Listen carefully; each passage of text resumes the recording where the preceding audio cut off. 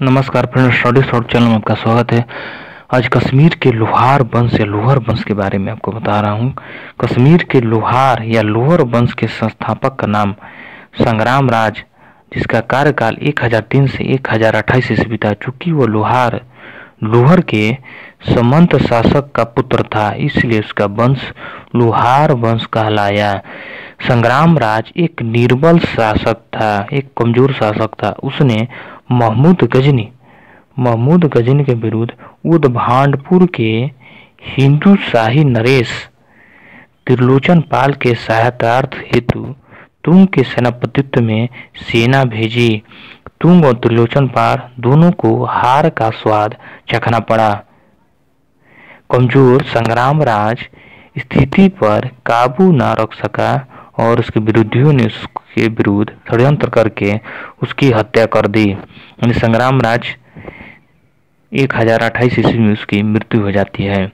संग्राम राज के बाद अनंत, जिसका कार्यकाल 1028 से 1063 ईस्वी था, जो कश्मीर के राजगद्दी पर बैठा। उसके गद्दीसीन होने के साथ ही राज्य में सुखद युग की पुनः स्थापना हुई, परंतु कालांतर में उसकी फिजूल खर्ची के कारण राज्य बुरी तरह ऋणग्रस्त हो गया। इस स्थिति में उसकी रानी सूरमती ने उबारा। उसने योग मंत्री नियुक्त किए, जिसकी सहायता से उसने प्रशासन और वित्तीय स्थिति दोनों में सुधार किया। इससे अनंत सैनिक अभियान चलाने के लिए प्रेरित हुए, जिनमें से अधिकांश अभियान असफल रहे। अनंत ने अपनी रानी सूरमती के कहने से 1063 ईस्वी में अपने पुत्र कलश को राजगद्दी दे दी। कलश, जिसका कार्यकाल 1063 से 1089 ईस्वी था, अपने माता पिता के लिए निष्ठाहीन साबित हुआ और वह लंपट और दुराचारी था। उसके क्रियाकलापों से असंतुष्ट होकर उसके पिता अनंत ने शासन की कमान 4 वर्षों 1076 से 1080 तक अपने हाथों में रखी, लेकिन अंत में इस सब से उबकर 1080 में उसने आत्महत्या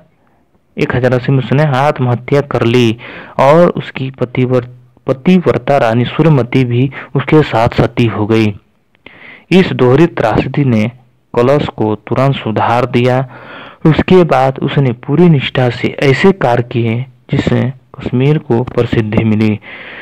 कलश कुछ हद तक कश्मीर को उसकी खोई हुई प्रतिष्ठा वापस दिलाने में कामयाब हुआ। कलश के ज्येष्ठ पुत्र हर्ष की षड्यंत्री रुझान के कारण कलश का ज्येष्ठ पुत्र था हर्ष अंतिम दिन बड़े दुख में बीते और उसे विवश होकर अपने छोटे पुत्र उत्कर्ष को अपना उत्तराधिकारी घोषित करना पड़ा, किंतु वह इस पद को संभाल ना सका और एक विद्रोह के फलस्वरूप केवल 42 दिन के शासन के पश्चात हर्ष द्वारा अपदस्थ कर कारावास में डाल दिया गया, जहां उसने आत्महत्या कर ली। अब उसके बाद हर्ष का शासन आएगा, जिसका कार्यकाल 1089 से 1101 ईस्वी है। अपने पिता कलश को 1089 ईस्वी में अपदस्थ कर कश्मीर का शासक बना। वह सद्गुणों और दुर्गुणों का विचित्र मेल था। अपने शासन के आरंभिक दिनों में उसने बड़े उत्साह और दृढ़ता से कश्मीर को पुराने गौरव की पुनः स्थापना हर्ष किया, जिसे हर्षवर्धन कहा जाता है। बस इतना ही दोस्तों।